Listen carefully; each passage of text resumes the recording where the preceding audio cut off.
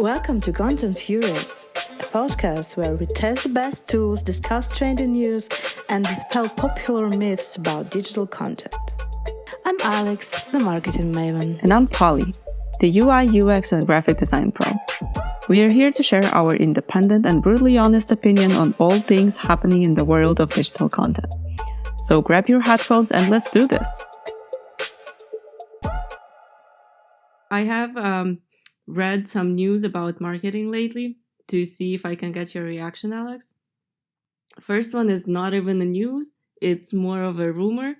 So I've heard many people saying that the text that the AI generates, like for example ChatGPT, are not liked by SEO engines, and then Google overall, Google pushes it down. So for example, if one's website is fully based on AI written text, it will be pushed down on the search, no matter how good your meta descriptions and everything is.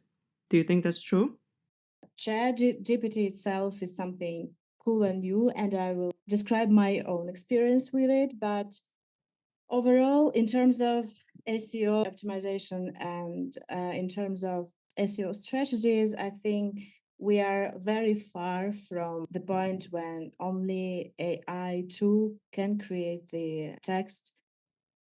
Competing corporations, they create tools that detect artificial intelligence text, and then copywriters or artificial intelligence managers, I don't know how to name them yet, they have to rewrite the text, and there will be no point in creating such a content in a closer perspective, I guess. I also have some news to discuss with you, Polly. And these news are about product design, which is a very interesting topic to discuss in terms of AI implementation, I guess. So the Apple car generated by an artificial intelligence, I was like blown up with that picture. How the AI is utilizing the idea of car. What is this car is for? What can you say about it? This picture was generated by John Marchiello, designer for, I believe he's not from the initial Apple Corporation, but he used the artificial intelligence named DAL-E 2 to create it. This conceptual car. What do you think? Right. What do you see here? It's like I can definitely see resemblance to some more popular sport cars here. So it's not something fully unique, as in the shapes. And then as I read here on this article that you've sent me, that it's he mentioned when generating this text cube for the AI, he mentioned that it has to be inspired by a MacBook and a Magic Mouse. And I don't know if I can see a MacBook here. Yeah, no, probably no. The Magic Mouse, probably some of them, yes, not all of them. Like the ones that don't have any window, kind of Magic Mouse inspired. Otherwise, I don't know. I have a very controversial experience with AI tools. Sometimes it's cool, sometimes it's completely off topic, and I have personally not generated anything that didn't need any retouching, for example. So it's more of a idea, but it's never a finished product. Let's move on to our own experiences with artificial intelligence. I've been using this thing for a week lately. First of all, I will share my clear experience. I asked ChatGPT to write me some interesting things about content marketing. Being a marketer myself, I always want to know something interesting. So I just asked it to share some insights of content marketing with me. Well, it came up with absolutely watery, filled with filler words thing. What surprised me most of all is that it started with, did you know that the average attention span of a person in 2021 is just 8 seconds? So it doesn't have any information about anything like over the year of 2021. So the thing is, I've been scrolling the TikTok lately, and the TikTok influencers, they know everything, you know. So they told me that you can ask ChatGPT this one script that can like enhance the writing. I asked, pretend that you're an expert in the field of content marketing, and I even pushed it a little bit more. And I asked him, pretend that you're an expert in the field of content marketing and you are bragging in front of your colleagues with out of the box thoughts. Guess what?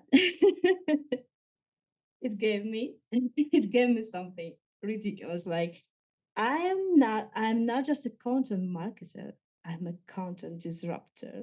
I take the industry to the new heights and deliver results that no one else can. That was the text.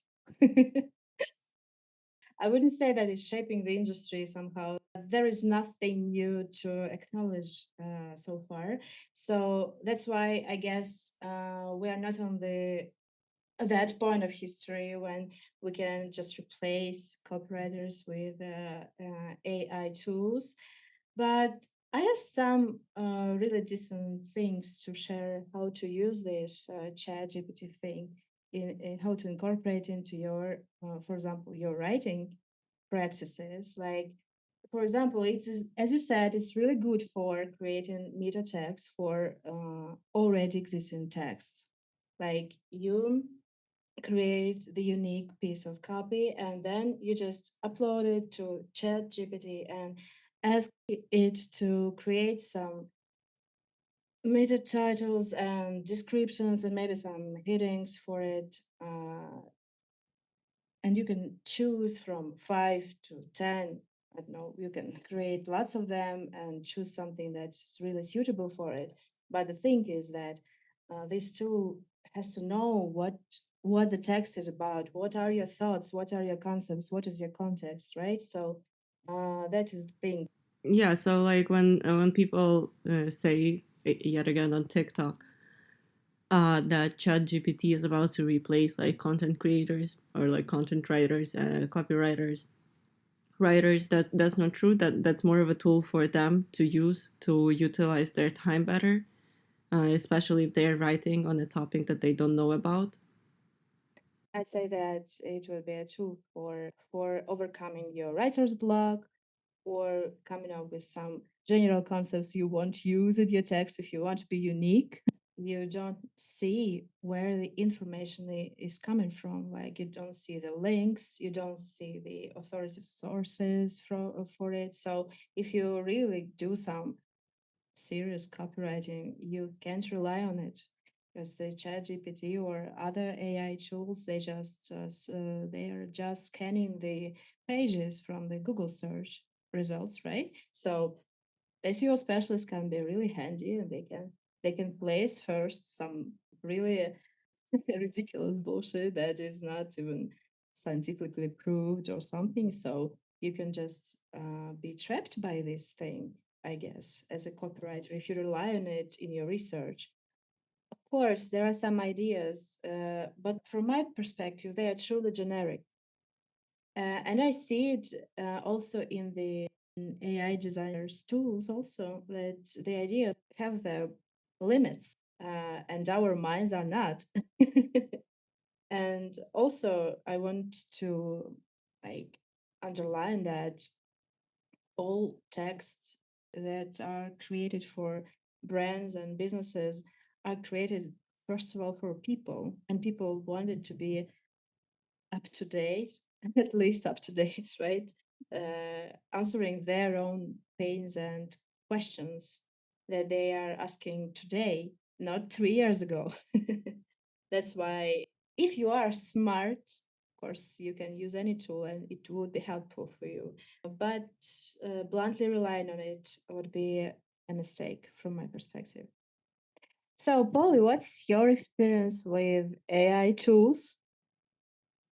I've used a few of them. I've used ChatGPT as well, but I've used it for like a different purpose. I'm not a marketer. Yeah, so I've used it for from a designer perspective. So just like to generate text or like yeah, the menu items and wine items for like a wine cart that I was making. So that just like saved me a lot of time in terms of like I would otherwise have to go in and Google it to make it look like at least somehow like I couldn't just pull out, some random name. So it had to be quite realistic. So that just like saved me quite a lot of time because I asked it like to generate like the names and the average pricing. And then I've used Midjourney, which is like it actually has quite a lot of tools built in it, so it can like blend images and it can like generate images, and you can also ask things. So I haven't actually tested out the ask, but yeah, as I understand, it's like the ask one is more of a chat GPT. So you ask and then it's going to give you some answer from the web. And as for image generation, so I don't know if I'm like that bad at like coming up with descriptions. And I even asked like chat GPT once to come up with a description that I can use in like this Midjourney app to see if I can, or like Discord channel to see if I can get like a better image. Most of the images that I got were pretty bad. It took a lot of tries to actually get something decent, and that all required like a lot of editing. So like I actually had to go in and Photoshop quite a lot. So I cannot really like I have not yet formed a like my I have not yet made up my mind about it in terms of I cannot say that if it's like good or if it's not that good. It's not bad. Definitely, it's not bad. It's going somewhere. I just wonder why like so many things are weird about it. For example, like if it's generating people, why the fingers are always weird. The fingers and the feet.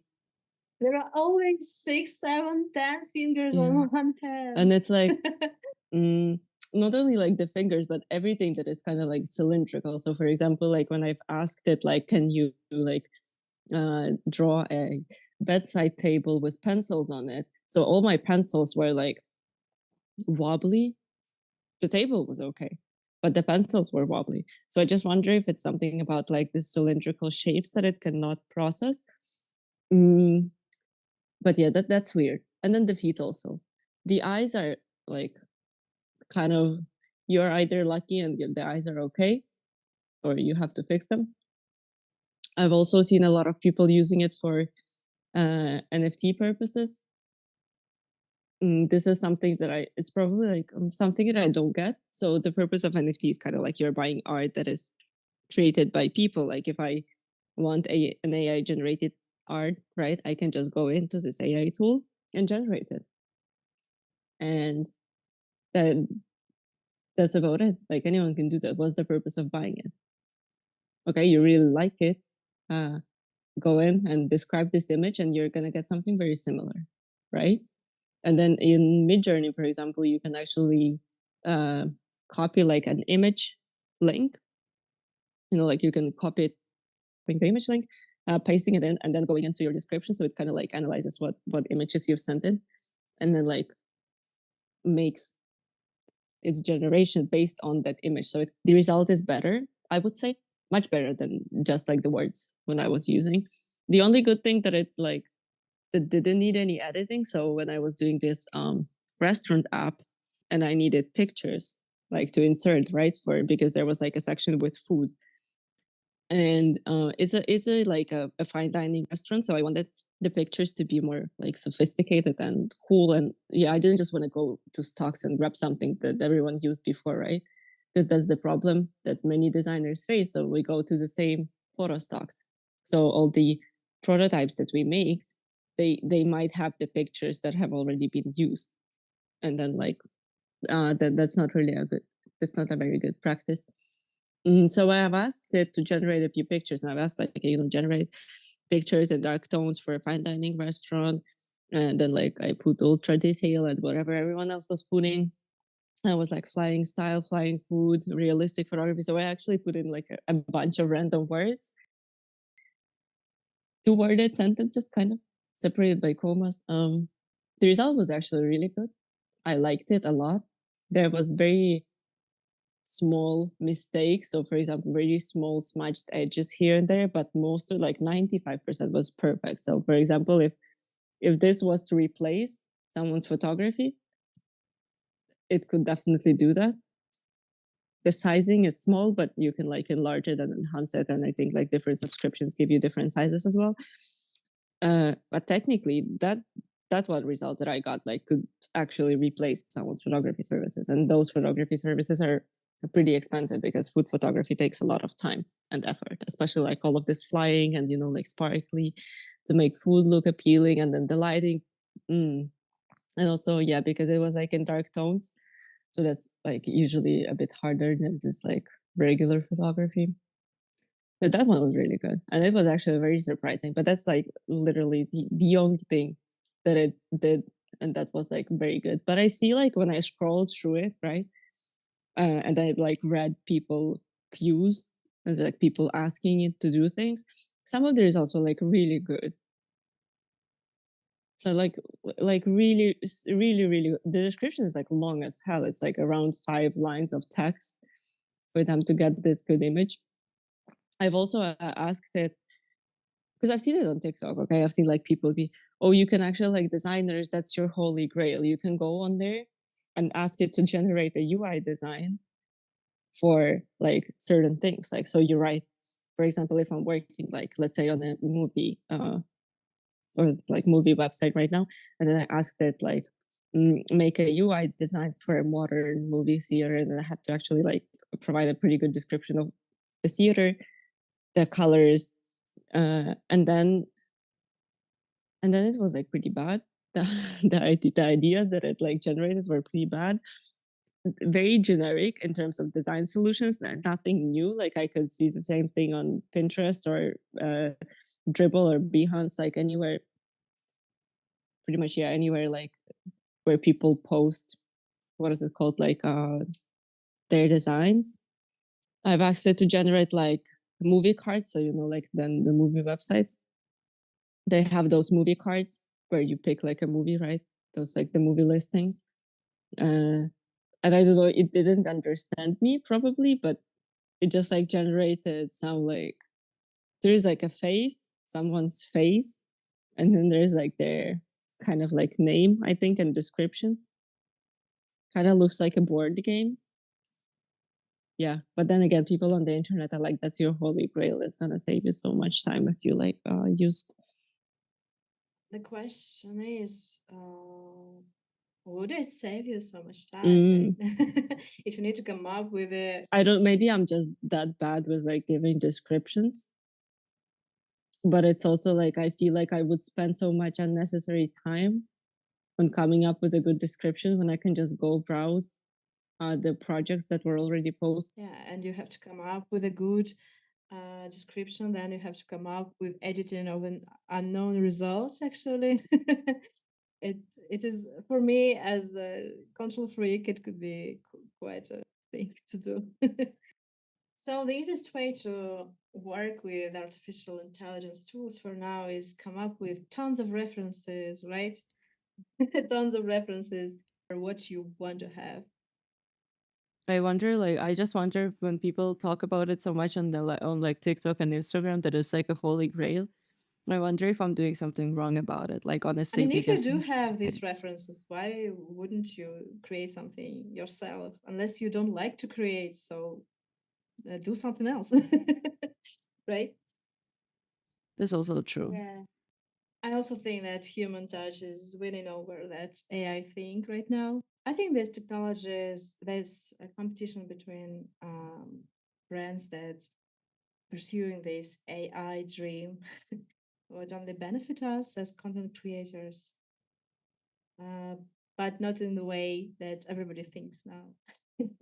Yeah, no, it's definitely like the perception of it is kind of it's very different from what it is, I would say. It's not like it's a tool for content creators, not a tool to replace content creators. I think that's a great time to mention our sponsor. So we're so excited to have Content Team as a sponsor for our podcast. Content Team is one of a kind editorial crew that helps businesses expand in international markets using SEO content and other types of content. Their team of experts creates high quality, engaging content that drives traffic, improves search engine visibility, boosts brand recognition, and so on. So, if you are expanding internationally, these guys can help you and your business to grow fast and furious. Look in the description box and find your promo code to start over with Content Team. Yeah, so that's about it. And don't forget to go follow us on our social media platforms. Those are going to be linked in the descriptions. And you can find us by Content Furies, probably anywhere, YouTube, Instagram, most of the podcast platforms. We are very receptive and waiting for your feedback. And we're also going to be pleased to receive any news that you would like us to discuss. And we will also be happy for our fellow marketers and designers reaching out to share their opinion on artificial intelligence tools and how those have been implemented or not implemented into their workflow from the moment they have appeared. And yeah. Yeah, guys, reach out to us, subscribe, stay connected. We would be happy to hear your feedback. Bye. Bye.